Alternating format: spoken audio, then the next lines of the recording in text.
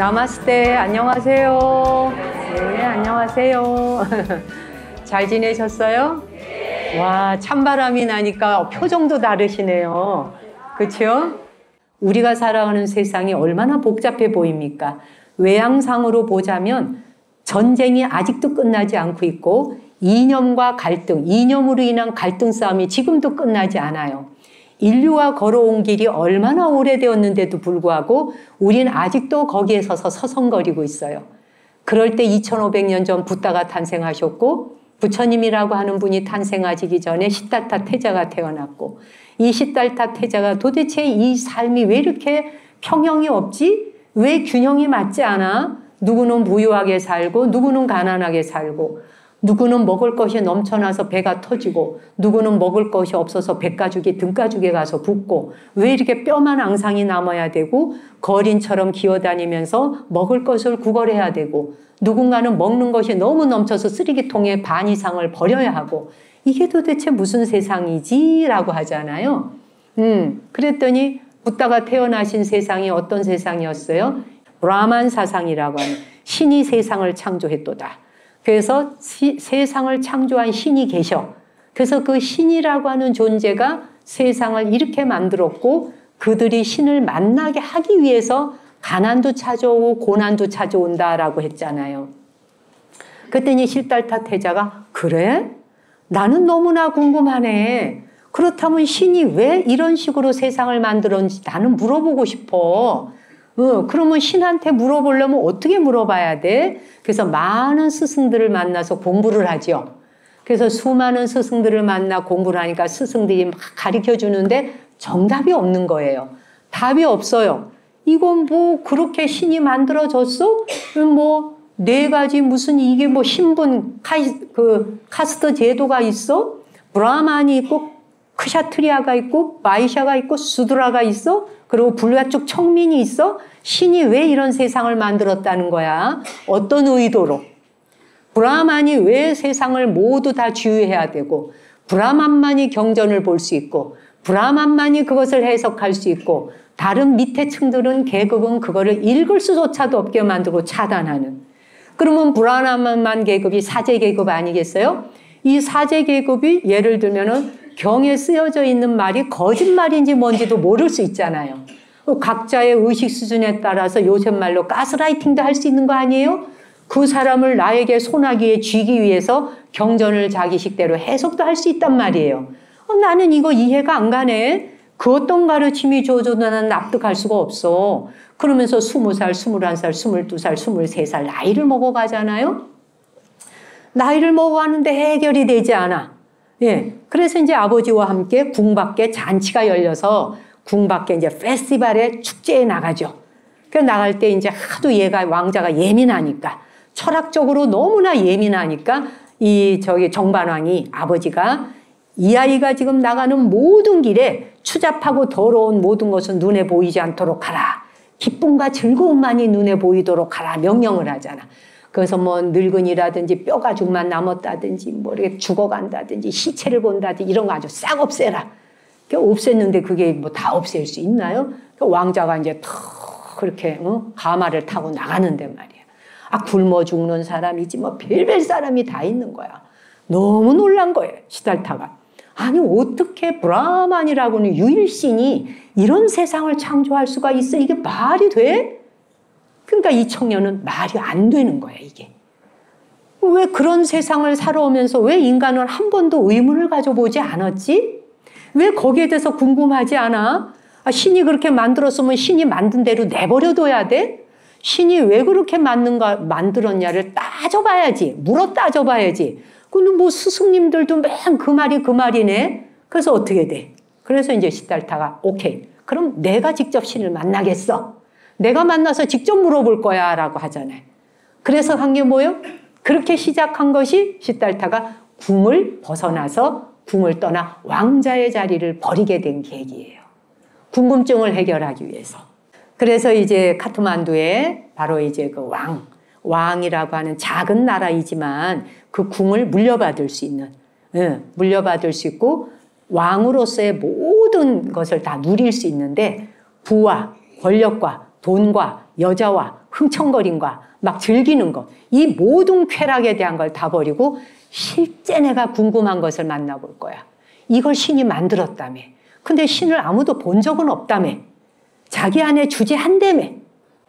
자기 내면에 주재한다며.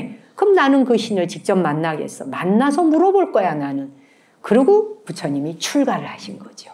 그렇죠? 그래서 부처님 출가하신 거 아시죠? 부처님이 그래서 궁을 출가하지. 출가하기 전에 어떻게 돼? 당연히 어머니는 일주일 만에 돌아가셨고, 그렇죠? 아기 낳다가 산후조리가 안 돼갖고 어머니 마야 부인이 일주일 만에 돌아가시잖아요. 그리고 아버지 정반왕은 이미 노인이 돼서 늙었고, 하나밖에 없는 나이 들어서 늙음하게 얻은 이 아들이 이 궁을 떠나갖고 뭔 저런 짓을 한다 그러니까 이 말이 안 되는 거예요. 그러니까 아버지가 못 가게 하죠. 네가 떠나면 나는 살 수 없다. 아버지는 죽는다. 너 아버지 죽는 꼴 볼래? 이러면서 그냥 부여잡죠. 그러면서 아버지가 눈물을 흘리죠. 그랬더니 시달타가 그때 그 얘기를 합니다. 아버지, 제가 이 길을 가고자 하는 건 아버지를 위해서, 내 아내를 위해서, 내 아들을 위해서. 이미 그때 장가 갔잖아요. 그렇죠? 야쇼다라 공주 16개국에서 뽑은 공주하고 결혼을 했지. 첫 아이를 낳았잖아. 라훌라. 그 첫 아들을 낳았을 때 왜 이름을 라훌라라 했는지 아시죠? 네. 아들이 자기가 이제 궁 밖에 나가서 출가 수행자의 길을 가면 내 안에 뭐 범신이 있어? 세상을 창조한 신이 있어? 네 안에 있대? 그럼 내가 만나봐야지. 만나려니까 그 당시에는 당연히 출가의 길을 가는 것이었어요. 네, 그 전통 자체가. 그 나는 출가를 할 거야 라고 마음 작심을 하고 있는데 아들이 태어났단 말이에요. 그 아들이 태어났습니다라고 하니까 라훌라, 방해로다. 내가 가고자 하는 길에 이 방해가 하나 나왔구나. 그게 사랑하지 않아서가 아니라 아버지의 고뇌가 거기 담겨 있는 거야. 그러니까 이제 정반왕이 이미 다 아시는 얘기지만 이 소설은 자주 또 이제 읊어봐야지. 그래서 궁 밖을 가려 하니까 아버지가 안 된다. 내가 늙음하게 너를 낳았고 네가 이 나라를 물려받아야 하고 내가 어찌 너를 보낼 수 있단 말이냐. 이 애비를 어떻게 하라고. 너의 아기는 어떻게 하고 너의 아내는 어찌하고 어쩌란 말이냐. 그랬더니 이제 아버지, 저는 아버지를 위해, 아내를 위해, 내 아들을 위해, 모든 사람을 위해 그래서 제가 궁을 떠나려 하는 것입니다. 아버지를 괴롭히거나 가족을 괴롭히기 위해서 궁을 떠나려는 것이 아닙니다. 이 답을 찾지 못한다면 사랑하는 나의 아버지와 죽음으로써 우리는 헤어져야 되는 것 아닙니까? 내 사랑하는 아내, 내 사랑하는 아들이 늙고 병들고 죽음이라고 하는 것이 끝이라면, 진정으로 그것이 신이 만든 세상의 끝이라면 정말 죽음밖에 답이 없는 것입니까? 그리고 실제로 육체를 가진 모든 존재는 늙고 병들고 죽는 것만이 이 과정을 누구도 벗어날 수 없는, 말하자면 그 안에서 뺑뺑이를 돌면서 살아야 되는 것이란 말입니까? 저는 그걸 믿을 수 없습니다. 어떻게 모든 생명이 병이 드는 게 정상이며, 그리고 모든 사람이 고통받는 게 정상이며, 통증 때문에 괴로워하는 것이 정상이어야 되고, 그들이 늙어가야 되는 게 정상이어야 되고, 마지막에 가선 이 사랑하는 존재와 죽음으로써 헤어져야 된다는 게 사실이란 말입니까? 나는 그거를 믿을 수 없고, 신이 세상을 그리 창조했다면 나는 반드시 그 신을 만나 왜 그리 창조했는지를 묻고 싶습니다. 이게 시달타 태자가 궁을 떠난 이유이죠.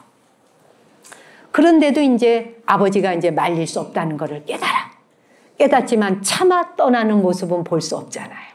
그렇죠? 아들도 그걸 알지. 그래서 깜깜한 어두운 밤에, 그렇지? 다 모두가 잠든 시간에 밤이 됐는데 술을 마시고 술판에 늘어져서 막 그냥 궁에 널브러져서 자고 있는 그 모습을 보게 돼. 네. 그냥 다리를 벌리고 코를 걸고 이를 갈고 막 이래가면서 막 드르렁거리고 방구를 뿡뿡 끼면서 막 이러고 자고 있는 모습이 보이는 거야. 낮에는 그토록 멋있고 찬란하고 아름다웠던 모습이 한밤중이 되는 순간 그들의 의식은 어디로 사라졌단 말인가. 자기가 자기를 추스릴 수 있는 의식은 어디로 가고, 이들 모두는 자신의 세계가 어디로 갔는지도 모르고 시체처럼 널브러져 있단 말인가. 토하고 술 마시고 냄새가 나고 이런 세상을 신이 창조했다고? 라는 거죠. 그 모습을 보면서 무상하도다. 즐거움도 기쁨도 영원한 것이 아니라면, 모든 것이 슬픔과 괴로움으로서 끝이 나야 하는 것이라면 그게 과연 정답인가 난 알고 싶도다. 그래서 이제 출가하신 거 아니에요. 6년 동안 무지 고생하시죠.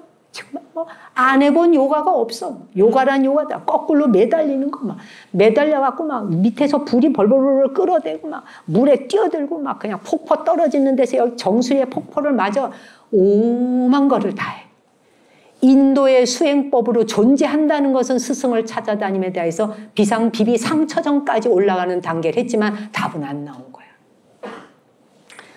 그래서 이 답이 없구나 라고 생각해서 스승의 곁을 떠나려 하자 가는 곳마다 스승들이 붙잡지. 왜? 영업을 같이 하기 좋잖아. 얼마나 뛰어난 천재잖아요. 왕자인데다가 똑똑한데다가 스승의 경지를 이미 뛰어넘었지. 그러면은 사람들을 불러 모아 혹세무민하기가 얼마나 좋아요? 종교가 여기서 망한 거예요. 오늘날에. 가르침이 허망한 것도 아니고 가르침이 오염된 거 아니고 진리는 오염될 수 없죠. 근데 그것을 따르고 있는 자들, 종교인들, 거기에는 그것이 종교인에는 뭐 신을 모시겠다고 약속했는 사제단이 됐던 목사님이 되었던 불가의 우리 출가자가 깨달음 얻겠다고 스님이 되었던 이 모든 종교인들이 종교에 대해서 깨달음의 가르침을 펴면서 행동과 말하자면 신구이삼업 하는 말과 행동과 생각이 업에 걸려서 잘못되어진 걸 사람들한테 퍼뜨린 게 있잖아요. 그것을 퍼뜨리다 보니까 종교가 애면 종교가 욕을 먹기 시작한 거지. 잘못된 말에 현혹되는 걸 아주 즐겨하는 사람도 있어요. 왜 그런 말이 들려오면 그냥 귀가 혹하거든요. 또 안 그래요? 요즘에 젊은이들이 우리나라 20대 30대 젊은이들이 뭐 이거 타로 점을 보내 무슨 점 보는 걸 그렇게 좋아한대요. 미래가 안 보인다 이거지. 미래가 안 보인다 싶고 미래가 불안한 것 같다 싶으니까 그러니까 어떻게 되는가 내 사주팔자 운명이 어떻게 펼쳐져? 라고 해서 자꾸 그 세계를 묻는다 이거야. 그런 데다 돈 쓰는 걸 아까워하지 않는다는 거예요. 네. 그게 뭘 할 일도 없지만 부처님이 경에 그러셨거든. 굳이 그런 사람들을 도시락 싸들고 다니면서 말릴 필요는 없다. 네. 요거는 내 표현이고. 네. 나의 표현이지만 이런 비슷한 말씀하셨어. 말릴 필요 없다. 뜯어 말리지 마라. 그들은 그 길을 우회해서 돌아가지만 언젠가는 바른 길로 들어오는데 늦어질 뿐이다. 그러니까 직방으로 오는 코스를 가르쳐줘도 안 보이고 안 들리는 거예요, 이게. 그렇잖아요. 어쨌든 그래서 제가 오늘 뭐 부처님 출가와 깨달음에 대한 말씀을 드리자고 한 건 아니나 이 자리에 와 계시는 많은 분들은 불자이시기도 하고 무종교도 있고 종교 다른 분들도 계시고 예, 무종교도 있지만 천주교도 있고 기독교도 있고 더러 한 분, 두 분씩 오시잖아요. 지금 이 방에도 있고 법당에도 계시고 여기 유리궁전에도 계시고 TV를 통해서 지금 다 동시다발로 이 법문을 듣고 계시거든요. 근데 다 전국에서 오셨잖아. 그 다음에 오늘 저 캐나다에서 오신 분 손 들어보세요. 네, 캐나다에서 지금 오셨어요. 좀 일어나셔. 박수 한번. 감사합니다. 어서 오세요. 네. 네. 일어나 보세요. 일본. 일본 어디요? 도쿄? 오사카. 오사카. 아유, 고맙습니다. 박수 한번 칩니다. 네.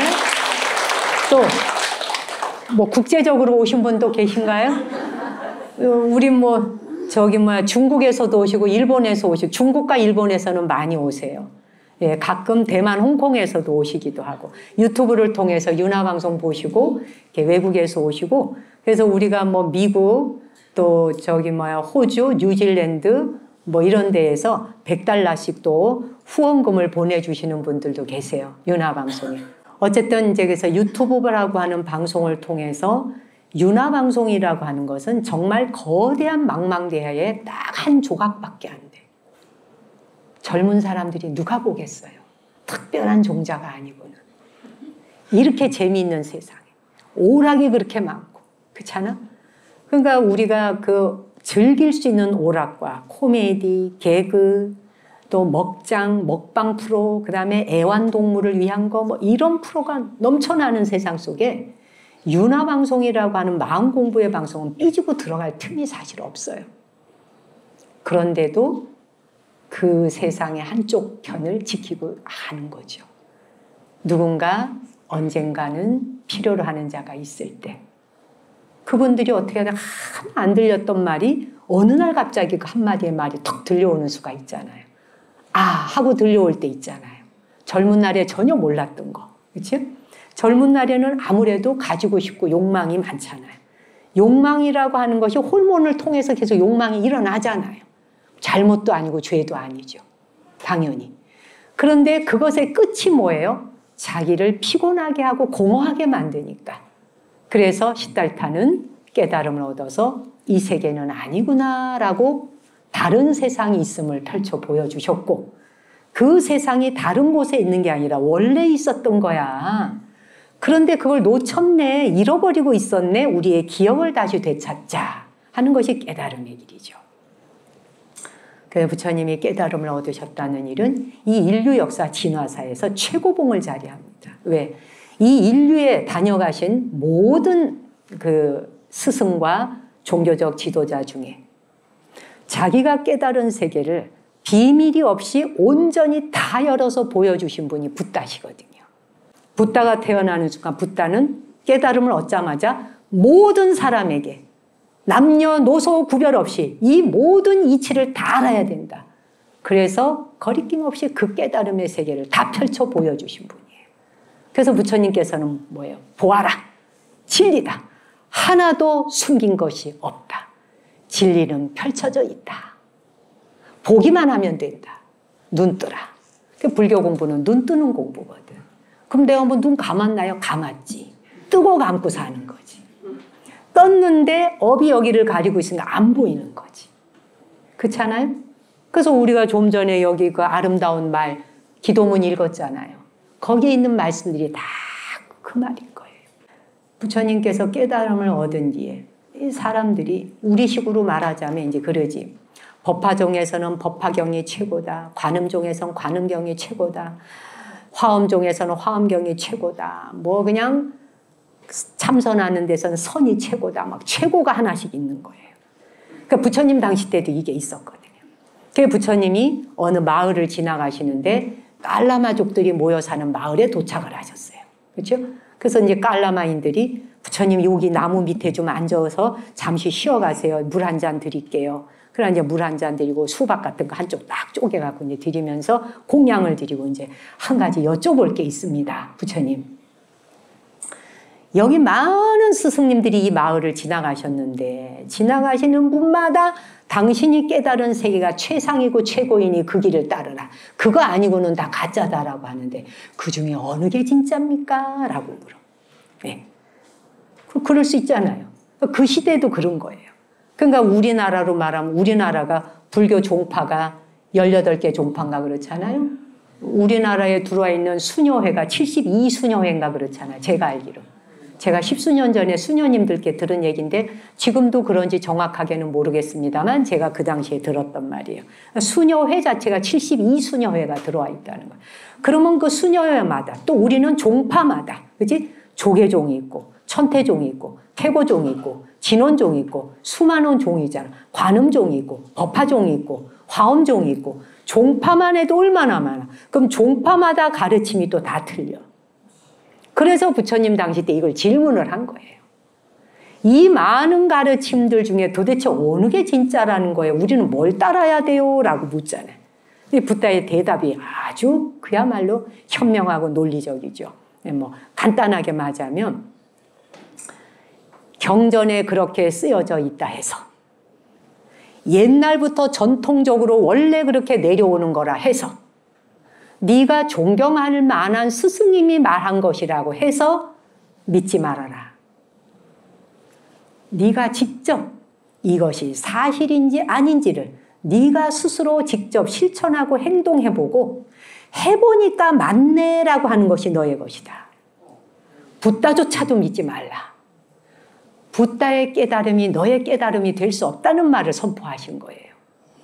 붓다의 깨달음을 따르느라고 부처님 이러고 다니지 말라는 이야기인 거예요. 나는 존경받거나 숭상을 받기 위해서 있는 존재가 아니라 진리의 세계가 어떤 것인지 그 길을 너희들도 갈 수 있음을 알려주기 위한 가이드일 뿐이다. 그래서 부처님은 스승의 역할을 하지 않으시는 거예요. 후대에 와서 스승을 떠받들었을 뿐인 거예요.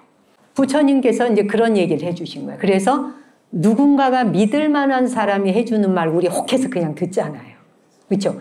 한 번도 본 적 없는데 예를 들어서 뭐 스님이 아주 옷을 쫙 풀을 해서 다 이렇게 뻣뻣하게 입고 나오고 머리 쫙 삭발하고 막 생긴 것도 멋있어. 뭔가 도력이 번쩍번쩍하는 것 같아. 빛이 나는 것 같아. 그래서 근데 자기가 지금 너무 괴로워. 재산을 다 떨어먹었어. 그럼 가갖고 스님 제가 무슨 죄를 지어서 제가 이런 일을 겪을까요? 라고 한단 말이야. 근데 이제 스님이 너는 전생에 무슨 업이 있고 또 막 이렇게 얘기한다고. 내가 전생에 무슨 업을 지었구나. 그 사람 말을 철석처럼 믿어요, 안 믿어요? 믿지. 그 다음에 또 이제 그런 스님도 있지만 또 어떤 스님의 경우는 돈 1,000만 원 내고 천도를 지내세요. 천도제를 지내면 당신 집안의 조상의 귀신이 안정이 되면 나갔던 돈이 들어옵니다. 이럴 수도 있잖아요. 여기 있는 사람은 안 당해봤는지 모르지만 당한 사람 많아요. 부처님은 이것을 혹세 무민이라 했어요. 부처의 말조차도 믿고 따르지 말아라. 왜? 경전에 그렇게 쓰여져 있어 라고 말하지 말아라. 네가 직접 해봐. 실천해. 그래서 붓다의 말은 뭐래요? 네가 과학자가 되라는 말이지. 실험하고 실습하고 테스트하고 진실인지 아닌지 사과 맛을 네가 직접 먹어봐. 사과 맛이 어떻다라는 논문 100권 읽는 거 소용없어 이 말씀을 하셨잖아요. 사과 맛이 어떻습니다 라고 논문 100권을 읽는다고 네가 사과 맛을 아느냐. 이론과 지식으로서 아는 건 네게 아니다라는 말씀을 하셨잖아요. 직접 사과를 으드득 깨물어 먹어. 신맛인지 단맛인지 이것은 너만이 아는 맛이다. 다른 사람에게 전달하는 언어는 이미 틀렸다. 그래서 부처님이 뭐라 그러셨어요? 그래서 타인이 그렇게 말했다고 해서 그 말에 현혹되지 말라.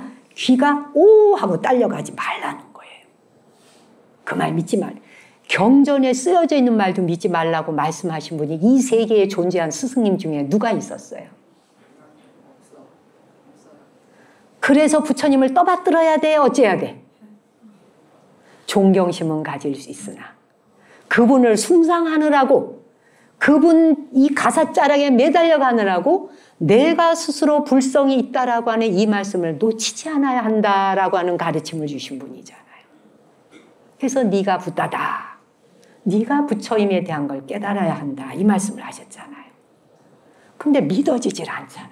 왜? 하도 두껍게 앉아가지고. 너무나 두께 앉으니까 천수경 읽어, 금강경 읽어. 좀 전에 금강경 읽으시대요. 금강경 읽어, 천수경 읽어, 반야신경 읽어, 경일안경 다 읽어, 지장경 읽어. 막 읽고 났는데 화가 확 나는 거예요.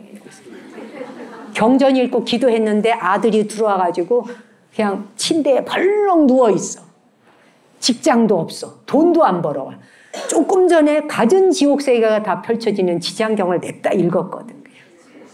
지장경이 얼마나 길어 또. 읽기도 힘들어. 갖은 지옥세계를 다 경험했는데 아들이 들어와서 턱 들어놓고 직장도 안 나간 뭐에 여기서 확 일어나서 불칼지옥이 올라오지 그냥. 그죠? 불칼지옥이 올라온단 말이에요. 경전에 있는 말씀을 믿을 것이 아니라 스스로 자기가 자기를 체험하여 스스로 그 길을 가라. 이런 얘기를 하셨단 말이에요. 우리가 그러니까 자기 인격을 자기가 만들어 가야 돼요. 누가 인격을 대신 만들어 주지 않아요. 제가 마이클 잭슨 음악을 굉장히 좋아해서 옛날에 그 스님들한테도 운문사까지 가서 제가 동기 동창들 모여서 모임하는데 제가 거기서 블루레이 공연을 보여준 적이 있습니다. 그분의 노래를 이렇게 듣고 있다 보면, 그 다음에 춤사위라든지 이런 걸 보다 보면 너무나 그 맑은 영혼이 전해주는 그 느낌 자체가 너무 좋아서. 근데 그 마이클 잭슨이 인품도 너무 좋더라고요. 그러니까 굉장히 화가 날 수 있는 상황의 인터뷰의 질문자가 진짜 말도 되지 않는 질문을 해요. 그 질문하는 사회자가 이건 도저히 이 상대방에게 그런 식의 질문을 해서는 안 되는 진짜 모독과 무시에 그냥 최첨단을 달리는 그런 식의 질문을 해요. 그런데도 화를 내지 않아요. 그러고는 no 그러지 말라 그래. 그냥 그렇게 해놓고 나서 목소리도 나지막하게 화도 안 내. 그러니까 무슨 이제 뭐 그거지. 왜 어린아이들, 애기들 성추행했다. 니네 집에 불러다 뭐 이런 얘기 하지 않습니까? 있을 수가 없는 일인 거야. 그 사람한테는. 자기가 어린 날에 너무 일찍 스타가 됐기 때문에 어린 날에 놀이공원도 못 가봤고 자기는 어린 날에 즐기면서 할 수 있는 걸 하나도 못 해봤다 이거야. 그걸 못하다 보니까 그걸 못하는 아이들을 위해서 아픈 아이들, 가난한 아이들 이런 아이들 위해서 자기 집에 놀이터를 만든 거죠. 예, 놀이터를 만들고 아이들이 마음대로 뛰어놀 수 있는 놀이공원을 만들어준 거야. 돈이 많으니까. 그 아이들이 거기 와서 막 뛰어놀게 했는데 그 말을 기자들이 이제 소문을 낸 거지. 어린아이들 불러다가 성추행한다. 그래서 아주 더티한 사람을 만든 거예요. 근데 그런 말에 대한 질문을 해요, 직접. 질문할 수도 없고 해서도 안 되는 말이지. 그런데도 합니다. 그런데 마이클 잭슨은 끝까지 그런 질문에 대해서 화를 내거나 참는 것이 아니라 스스로 자기의 인격으로서 알맞은 답변만 할 뿐이에요. 과도하게 아니에요. 그런 일이 없어요. 이런 것도 아니에요. 그게 말이 되는 소리냐.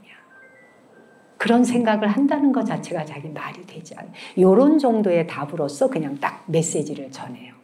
이게 인품이에요. 인격이에요. 자기를 보통으로 짓밟는 게 아니라 그냥 인간 이하로 만드는 그런 식의 질문 앞에서도 스스로 화를 내거나 열을 올리는 게 아니라 스스로를 가다듬죠.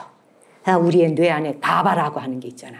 가바 물질이라고 하는 것이 그 물질이 컨트롤을 하거든. 가바라고 하는 그 물질이 뇌에서 나와줘야 감정에 복받칠 때 워워워 이렇게 다운시켜준 다음에 쿨다운을 시켜주거든. 가바 물질이 나오지 않으면 확 불붙어서 화산 폭발해버리지. 화산 폭발하는 순간 다 불에 뒤어 죽는 거지. 그 주변 인근 지역이 다. 안 그래요? 가족이 다 멸실이 되는 거야. 멸종이 돼버리도록 만들어.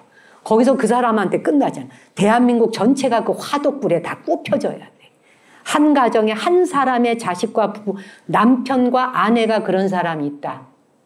그러면 전체가 그 영향을 받게 된다는 얘기예요. 그래서 제가 그 사람의 그 인터뷰를 누가 하나 처음에 보내줘서 보다 보니 알고리즘 걸려서 한 3편을 봤는데 너무 정말 아름다운 사람이구나 보면서 승복을 입고 법복을 입고 있지만 내가 과연 이런 순간에 나는 이런 행동을 했던가라고 돌이켜보면서 합장을 하고 제가 감사하다고 절을 했어요. 이런 걸 일깨워 주셔서 고맙습니다. 세상은 모두 스승이잖아요. 그 외에 우리나라 가수 중에 박진영 씨라고 있죠. 네, 박진영 씨가 제가 그걸 한 2, 3년 전에 봤었는데 박진영 씨가 그런 얘기를 하더라고. 자기의 이제 그룹 이제 그 가수들을 키워야 되잖아. 가수를 키워야 되니까 그 여자 가수들을 이제 쫙 의자에 앉혀놓고 강의를 하는 거예요. 가르치는데 노래도 중요하고 춤도 중요하고 말하자면 실력도 중요하지만 그보다 앞서서 네가 너를 먼저 인격을 만들어 가야 되는 데 대한 강의였어요. 1분짜리 쇼츠인데 뭐라 그러느냐 하면 칠판에다가 욕이란 욕을 다 써놨어. 그 욕 종류를 욕해놓고 지읒자가 들어가는 욕들 있잖아. 지읒 X, 지읒 X, 지읒 X 이렇게 해서 쭉 욕을 써놨어요. 그것이 요즘에 젊은 사람들이 지읒자 들어가는 욕들을 이제 쓰는데 이 박진영 씨는 그 말을 입에 담지 않고 칠판에다 이렇게 표시만 해. 그러고 난 뒤에 너희들이 살아가면서 무심결에 남이 쓰니까 그냥 거기 물들어서 재미인 줄 알고 너희들도 이런 말을 쓸 수 있고 나도 어릴 때 그 말을 썼어 라고 말을 해요. 나도 뭘 모를 때 20대 초반 이럴 때 그런 욕을 썼어. 인간이 입에 담는 언어가 욕을 담고서 그걸 아무렇지도 않게 내뱉는다? 아까 제가 말한 대로 그 비싼 공약물을 그 어려운 공약물을 공덕 하나도 없이 공짜로 받아먹고 그 힘과 에너지를 그런 지읒자 쓰고 기역자 쓰는데 써먹는다? 이걸 사람이라 말할 수 있습니까? 스스로에게 물어보란 얘기죠. 자신에게. 자기도 모르게 그 다음에 쌍시옷 쓰잖아. C자 쓰고. 시옷자 들어가는 건 비타민 C 할 때만 쓰는 거야. 비타민 C 이외에는 쓰면 안 되는 말이죠. 그냥 쓰잖아. 무심결에 쓰고 습관이 되었지. 그렇죠? 습관적으로 내가 그런 욕을 자꾸 쓰는 사람 곁에 있고 싶을까요? 욕자라는 사람이 존경받았네 하는 사람이 있으면 한 인물만 얘기해 보세요. 욕을 딜이 하는데 그 사람이 전 세계인들이 영웅이라고 떠받드는 케이스 있었어요, 혹시? 못 보셨죠? 그런 사람이 대성공한 사람도 있으면 나오라 그래. 성공한 사람. 쌍시옷, 기역, 지읒 들어가는 욕을 일상사 밥 먹듯이 하는 사람이 인생이 풀린다? 보신 예가 있으면 말씀해 주세요. 보셨어요, 혹시? 부처님이나 예수님이 쌍시옷 들어가고 지읒자 들어가는 욕으로 법문을 하셨다. 성경의 말씀을 그것으로 다 자리를 했다. 인류가 어떻게 됐을까? 이 호모사피엔스 그냥 멸종했어요. 제 생각엔 그렇습니다.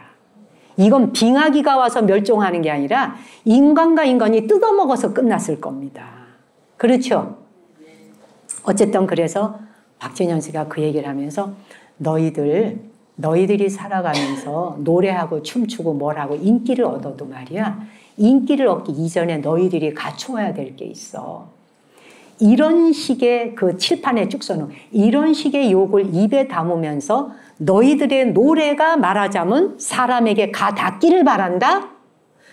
지리 평소에 뒤에 돌아서서 이런 욕을 쓴 사람이 그 입으로 무대에 서서 거짓의 노래를 해. 몸짓을 해. 그리고는 그것이 그 노래가 사람들에게 가 닿기를 바란다?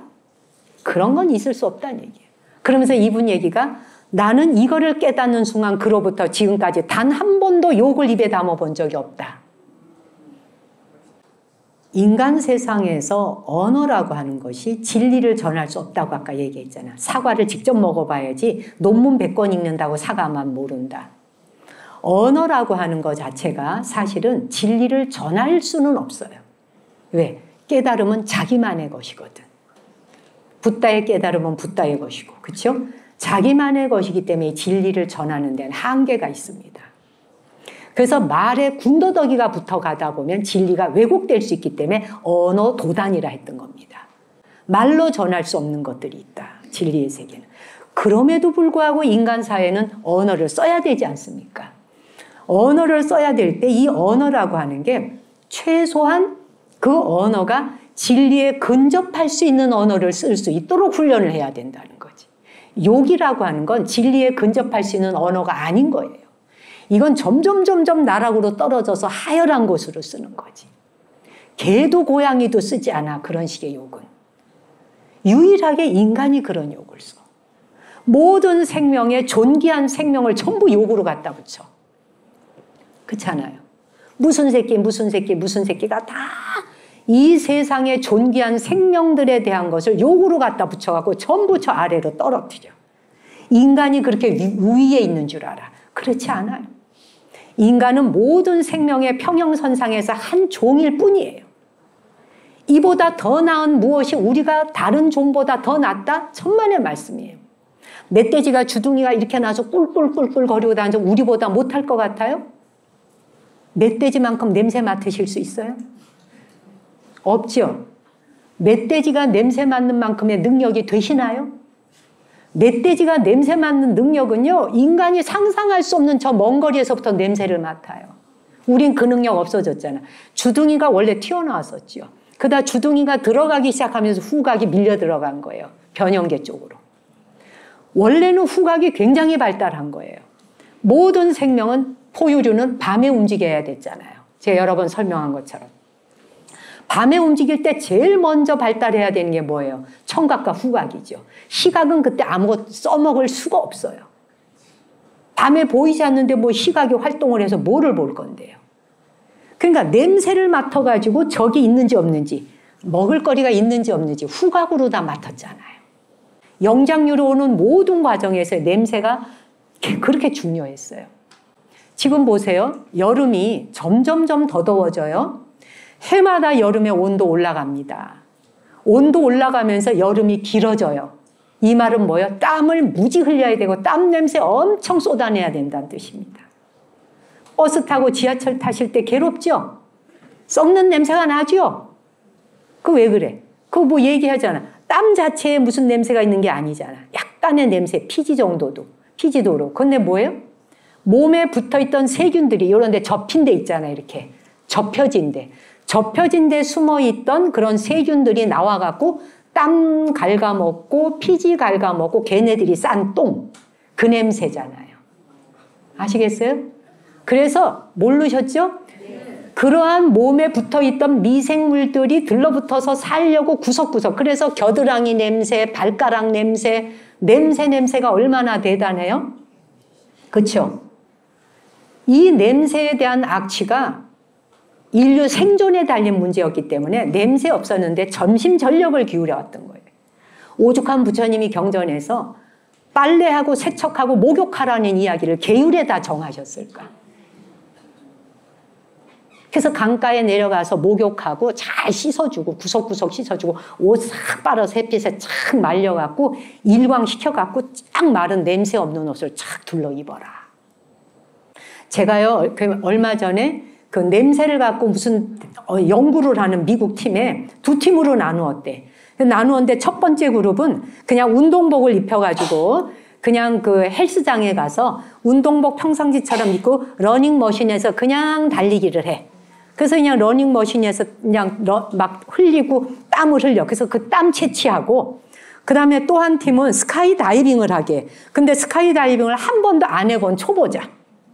한 번도 해보지 않은 초보자에게 스카이다이빙을 하게 하면서 그럴 때 두려움을 통해 갖고 나오는 땀을 채취를 해. 그래서 이제 러닝머신에서 평소에 운동하면서 뛰면서 오는 땀, 그 다음에 이제 스카이 다이빙을 하면서 나는 땀 두 팀을 해갖고, 그 다음 세 번째 그룹이 들어오는데 이 사람들은 뭐를 자기네 테스트한 일이 전혀 모르고 들어오는 거야. 그래서 fMRI. MRI가 그냥 일반 MRI는 뼈 찍고 뭐 이런 거 찍잖아요. 뇌 찍고 뭐 이런 거 하잖아요. fMRI는 정서적인 감정이 어떻게 돌아다니는지까지 다 찍잖아요. 예. 그래서 fMRI 통에 집어넣고, 그리고 이제 냄새를 풍겨주는 거야. 예. 그러니까 이 사람들은 지금 뭐 냄새를 맡게 할 건지 뭘 할 건지 전혀 모르고 그 통에 들어간 거예요, 지금. 자, 그래서 러닝머신에서 그냥 아무 걱정 없이 평소에 뛴 사람의 땀 냄새를 맡아주니까 뇌에서 아무 반응이 안 일어나요. 그 다음에 이제 스카이다이빙 할 적에 땀난 사람들 거 채취한 걸 맡으니까 편도체에서 두려움과 공포 반응이 전부 작동을 하는 거예요.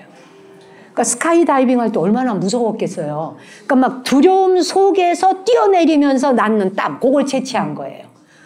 그랬더니 그 모든 테스트 했는 사람들한테서 공포 반응과 두려움 반응의 뇌파가 다 움직여요. 동시다발로 다. 그거를 테스트한 게 나왔어요. 그 말은 뭐냐 하면 이 사람들이 지금 무슨 냄새인지도 모르고 그 통 안에 들어간 거 아니에요? 무슨 냄새인지도 모르고 들어가서 검사를 했는데 맞자마자 뇌가 바로 아는 거야, 뇌가. 여러분, 냄새를 없앤다는 일이 집착을 벗어나는 일하고 연결되는 거 혹시 아세요? 예. 집착이 많으면 냄새에서도 잘 못 벗어나요. 무슨 집착? 과거에 대한 좋지 않은 기억에 대한 집착. 부정적인 기억을 여기 많이 가지고 있으면 그 부정적 기억이 나에게 무게로 다가오지. 그 무게로 다가와서 집착에서 잘 벗어나지지 않게 되면 그 생각이 나를 부여잡아. 그럼 움직이기가 싫어지고 귀찮아져. 움직이기 싫고 귀찮아지기 시작하면 살이 쪄. 그 다음에 먹는 것밖에 생각하는 거야. 먹어. 그 다음에 순환이 안 돼. 그럼 땅구멍을 통해서 얘는 나가줘야 되니까 나가. 그러면 대기하고 있던 세균이 걔를 먹고 똥을 싸. 이치를 아시겠죠? 그래서 우리가 집착에서 잘 벗어나는 사람들, 집착에서 잘 벗어나는 사람들, 멘탈 강하다는 이야기 들어보셨어요? 집착에서 훌훌 잘 벗어나는 사람이 멘탈이 강해요. 멘탈 강하다는 말이 뭘까요, 여러분? 멘탈이 강하다는 게 뭘 말할 것 같아요? 쉽게 무너지지 않는단 말이에요. 쉽게 무너지지 않는다. 쉽게 포기하지 않는다. 쉽게 물러서지 않는다. 이게 멘탈 강하다는 뜻이에요. 근데 멘탈이 약한 사람들은 어때요? 쉽게 무너져. 쉽게 포기해. 쉽게 물러서. 그리고 쉽게 좌절하고 쉽게 낙담하고 쉽게 부정적 생각을 가지고 스스로를 고립시키죠. 일단은 멘탈이 강하다는 말은 회복 탄력성이 좋다는 이야기죠. 회복 탄력성이 빠르. 무엇으로 인해서 스트레스를 받거나 실패했거나 위기 상황이 왔을 때 빨리 회복하는 거예요. 그것이 없어지거나 해결된 건 아니에요. 해결된 건 아니지만 내버려둬. 내가 뛰어들어서 해결할 수 있는 일이면 해결하지만 뛰어들어서 해결할 수 없는 거라면 그냥 내버려두고 그냥 갈 길을 가야 되는 경우가 있어요. 그걸 멘탈 강하다 그래요. 이겨내는 힘. 그렇죠? 우리가 이 세상에 왜 왔냐는 말씀 드리려고 하는 거예요. 이 세상에 왜 인간의 몸으로 왔을까? 사람 노릇 해보자고 왔는데 사람 노릇하는 데는 몇 가지가 규칙이 있다 그랬어요. 예전에 제가 드렸던 말씀 중에 사람 노릇하는 것에 있어서는 첫 번째, 내가 할 수 있는 것과 할 수 없는 것을 구별하셔라 하는 말씀 드렸어요. 내가 할 수 없는 것, 내 부모 내가 선택할 수 없다. 그 다음에 내 부모가 학벌이 어떤지 내가 선택할 수 없다. 이건 내 영역이 아니다. 그런 것에 매달려서 불만하지 마라. 부모님 원망하지 마셔라 라는 말씀 드린 적이 있어요. 내가 할 수 있는 건 유일하게 뭐다? 내 감정 조절만은 내가 할 수 있다. 화가 나는 순간에 화를 낼 거예요 말 거예요. 이 선택상은 내가 할 수 있다. 이것은 내가 다스릴 수 있다는 말씀 드렸어요. 사람 노릇하는 것에 할 수 있는 것과 할 수 없는 것을 구별하는 거. 할 수 없는 것에 매달려서 원망하고 욕하고 지지고 볶고 하지 마시라는 거예요. 거기에 매달려서 집착하지 마시라는 거예요. 왜 내 부모는 이건희 회장이 아니냐를 따지는 거는 불가한 내용이라는 거예요. 왜 내 부모님은 장애를 가지고 태어나셨느냐 묻지 말라는 거예요. 그래서 제가 얘기했죠. 게임은 그냥 시작된 겁니다. 태어나는 순간 여러분은 바로 월드컵 경기장에 뛰어든 겁니다. 올림픽 경기가 아닙니다. 인생은. 4년마다 한 번씩 나가서 금메달 따는 이런 올림픽도 대단하지만 월드컵 경기장은 게임의 룰이 달라요. 사람의 세상에 뛰어온 것은 월드컵 경기장에 나가는 선수와 같아야 된다. 죽기 기를 쓰고 훈련하는 거예요. 죽기 기를 쓰고. 그러니까 손흥민 선수가 그걸 다 멘탈 강한 사람 다 이겨내잖아. 반대파에 있는 6만 명이 넘는 6만 명대 6만 명이 앉았는데 6만 명 군중이 우우 막 욕하잖아. 그 소리가 막 들려오는데 까딱하지 않잖아. 그냥 공차 넣어버리잖아. 나는 나야를 보여주는 거예요. 나는 6만 명, 60만 명, 60억 인구가 와도 나는 손흥민이야를 보여주잖아요. 그게 바로 부처님 가르침이에요. 너는 너야. 너는 너야. 누구로 인해서 네가 무너질 이유 없어라는 거예요. 이게 집착 넘는 방법이에요. 툭툭툭툭 집착은 떨어뜨리고 가야 돼. 근데 누가 한마디 말을 했어. 그 말을 여기 집어넣어. 그래서 다른 거는 기억을 하나도 못해. 우리의 기억이 얼마나 웃기는지 알아?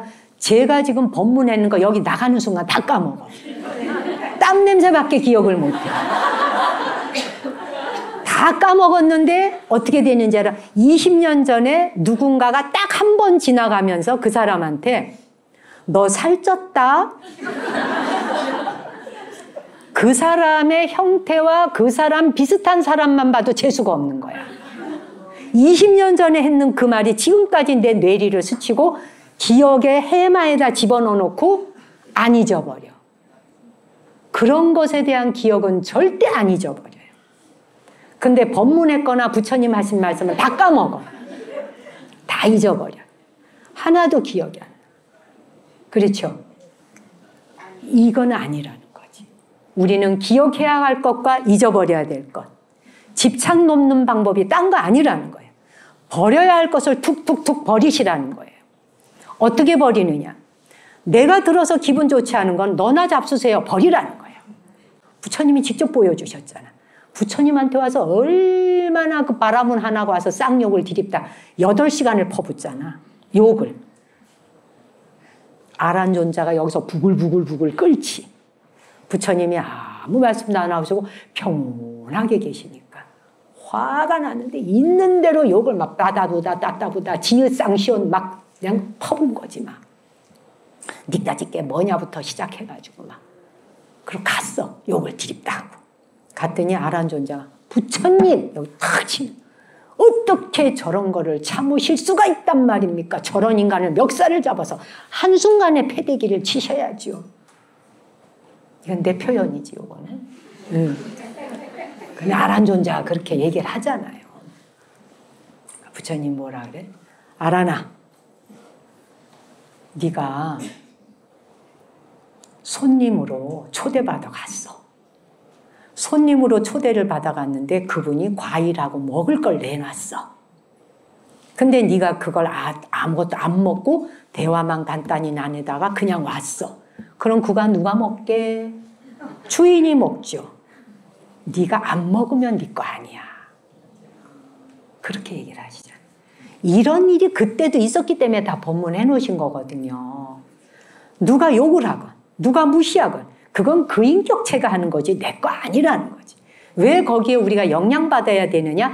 내가 영향받지 않겠어 라고 결정하는 건 내 선택이다. 이건 네가 할 수 있다 이 말인 거예요. 근데 부모는 못 바꾼다는 거지. 부모님이 건강하신 아주 체격이 좋은 분인지 멋있는 사람인지 교양 있는 분인지 배움과 학식이 많은 분인지 직업이 좋은 분인지 내가 어떻게 할 수가 없어요. 내가 할 수 없는 걸 갖고 원망하지 말라. 그 다음에 부모님이 재산이 많은 분인지 아닌지 내가 선택할 수 있는 사항 아니다. 부모님이 재산을 n분의 1로 나누어 주는 거 할 때 자식들이 마치 맡겨놓은 거 가져가는 것처럼 싸운대. 이거 천만의 만만의 말씀이고요. 천만의 만만의 콩떡이라 그러대. 아닌 거예요. 부모님이 모아서 번 돈을 왜 자식한테 논아줘야 되나요? 자식이라는 이름 때문에 재산 논아줘야 되는 게 맞는 이치인가요? 부모님이 재산을 주고 싶은지 말 것인지 부모 선택이에요. 줘야 될 이유도 없어요. 안 줘도 그만이에요. 그런데 자식이 부모님의 재산이 자식이니까 당연히 논아야 된다. 어디서 온 법칙이야 이게. 어디서? 함부라비 법전에 나와요? 경전에 나오나요? 성경에 나오나요? 말이 되질 않는 거예요. 잘못된 교육과 잘못된 훈육으로 우리는 부모를 무시하는 것부터 배운다. 돈이 도대체 무엇이라고? 부모님이 내게 어떤 존재인지를 깨닫지 못한 자에게 돈이 간다? 그건 독이 되는 거예요. 망치가 되고 칼이 되고 총이 되는 겁니다. 그렇잖아요. 절대로 그런 발상조차도 하면 안 돼요. 어떤 분이 그러대? 우리는 부모님이 자식 5명에게 재산 논아주시는데 자식 5명이 다 모여서 회의를 했대. 그 회의를 하면서 그랬대. 좀 부유하게 살고 재산이 좀 있는 형제는 덜 가지고 좀 가난하고 돈이 없는 형제에 더 나누어 주자. 합의를 봤대. 이러면 괜찮죠. 그럼 부모님이 그건 돈 줄만 하지요. 재산을. 안 그래요? 어쨌거나 멘탈이 강하다라고 하는 말은 쉽게 무너지지 않고 쉽게 포기하지 않고 쉽게 물러서지 않는다. 어느 누가 내 귓전을 때리는 욕을 하던 어느 누가 무엇이라고 말하는 걸 눈으로 보았건 누군가가 나에게 손으로 욕하고 뭐 입으로 엘렐레며 욕하고 뭐 혀를 내밀면서 막 놀렸다. 눈, 귀, 안, 입이 설신. 내 감각 기관을 알아서 차단하는 능력은 내가 스스로 가지고 있어야 한다. 그것만이 내가 다스릴 수 있다. 이걸 멘탈 강한 사람이라 그래. 이거 조금만 훈련하면 돼요. 아시겠어요? 없는 말 지어내서 억울한 누명을 씌워도 내가 안 했으면 그만일 수 있어야 돼요. 굳이 그거를 드러내서 알려주려고 노력 안 하셔도 이 80억 인구가 몰라도 상관없어요. 누가 알게? 우주의 법계가 알아. 우주 법계 허공간에 다 생명이 같이 살고 있어요. 그들이 다 보고 다 알아요. 다 듣고 있고. 억울한 누명 쓴 것을 밝혀내려고 굳이 안 하셔도 우주와 법계와 대재불보살이 다 보고 있어요. 여러분에게 제가 마지막으로 멘탈 강하게 하는 기도문 하나 알려드릴게요. 네. 알려줘봐야 소용없는 건 알아요. 오늘 한 번 딱 써먹고 때려칠 거기 때문에. 그래도 알려드려 볼까요? 네. 해볼까요? 네. 할 거예요? 네. 좋습니다.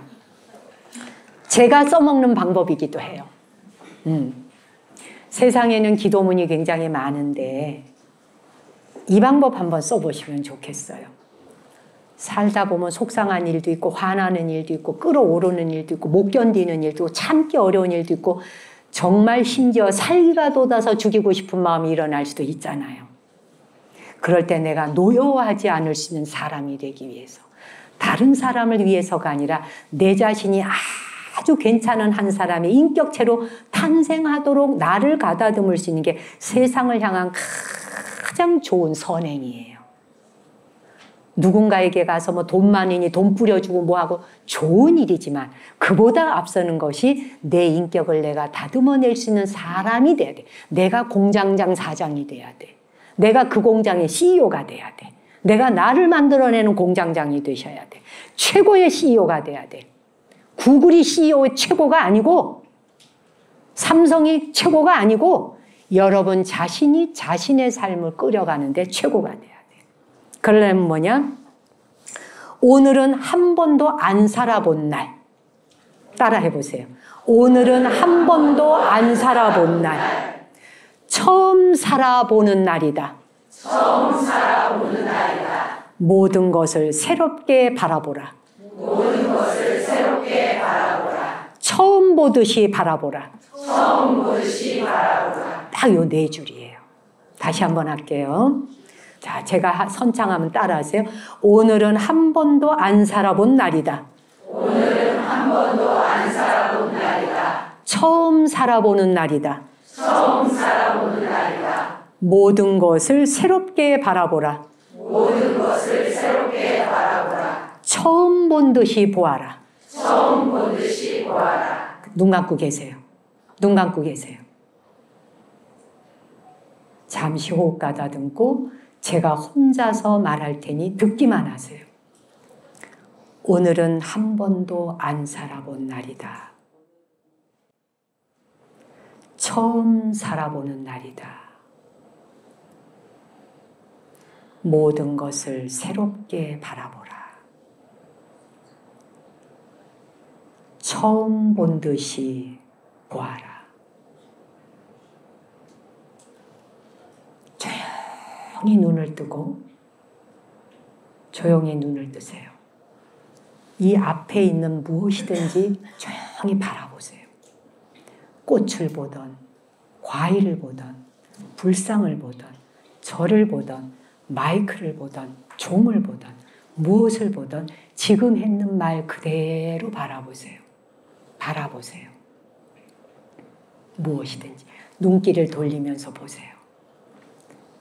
오늘은 한 번도 살아본 날, 오늘은 한 번도 안 살아본 날이다. 처음 살아보는 날이다. 모든 것을 새롭게 바라보라. 처음 본 듯이 보아라. 그리고 사람을 한번 바라보세요. 좌우로 여기 저기. 누구든지 웃지 말고 그냥 바라봐. 그냥 그 존재를 보세요. 이거 매일 아침 연습해 보세요. 느낌이 달라요. 그러면 모든 대상이 굉장히 선명합니다. 습관적으로 바라보면 봤던 게 그 나물이 그 국밥이야. 그래서 하나도 선명하게 안 보여. 흐릿해 그냥. 그런데 이마를 읊조리고 3번만 읊조리고 대상을 집에서도 바라봐. 주방에 있는 그릇 바라보고 TV 바라보고 강아지 바라보고 고양이 바라보고 자기 밥그릇 바라보고 냉장고 바라보고 세탁기 바라보고 이마를 읊조린 다음에 모든 사물을 바라보세요. 그럴 때 여러분에게 느낌이 다른지 어떤지 다음 달까지 와서 얘기해 주세요. 네. 자, 이렇게. 끝으로 같이 이 말 한번 읊조리면서 마무리할게요. 자, 지그시 눈을 감고 눈을 감고 그 말에 주의를 기울여요. 자, 제가 선창하면 후창으로 따라하세요. 오늘은 한 번도 안 살아본 날이다. 오늘은 한 번도 안 살아본 날이다. 처음 살아보는 날이다. 처음 살아보는 날이다. 모든 것을 새롭게 바라보라. 모든 것을 새롭게 바라보라. 처음 본 듯이 보아라. 처음 본 듯이 보아라. 그대로 눈 감고 숨 한 번 들여쉬고 내쉬어주고 자신의 몸 안에서 느껴지는 호흡도 지금 금방 새로 처음으로 들이마신 호흡인 양. 이 호흡이 처음 들어오는 호흡이에요. 그리고 처음 나가는 호흡이에요. 숨 한 번 쉬고 내쉬는 것이 2번 반복한 적이 한 번도 없어요. 인류 역사 이래. 한 번도 우리는 같은 숨을 쉬어본 적이 없고 같은 숨을 내보내 본 적이 없어요. 단 한 번도. 지금 앉아있는 여러분의 몸을 떠올려요. 지금 앉아있는 이 육체. 한 번도 여러분은 제대로 바라본 적이 없어요. 단 한 번도. 지금 여러분이 느끼는 이 몸의 느낌은 처음 느끼는 느낌이에요. 같은 몸이 한순간도 그대로 머물지 않는 재행이 무상이기 때문이에요. 그래서 매 순간 우리는 새롭고 새로워요. 합장하고 반배. 눈 뜨시고. 이해하시겠죠? 오늘의 이 기도문은 여러분의 삶의 질을 바꿔드릴 수 있어요. 멀자면 먼 곳에서 윤화방송 보시고 아껴주시고 또 이 길을 마다하지 않고 매달마다 이렇게 법문 들으러 와주시고 정말 제가 힘이 납니다. 여러분 보는 그 힘으로 저도 윤화방송하고 있고 오늘의 이 법문을 이렇게 하고 있습니다. 저도 여러분보다 잘난 게 정말 없는 사람인 거 아시잖아요. 조금 더 여러분보다 제가 더 뛰어난 게 없어요. 우리는 모두가 서로에게 거울이 되어줄 뿐이에요.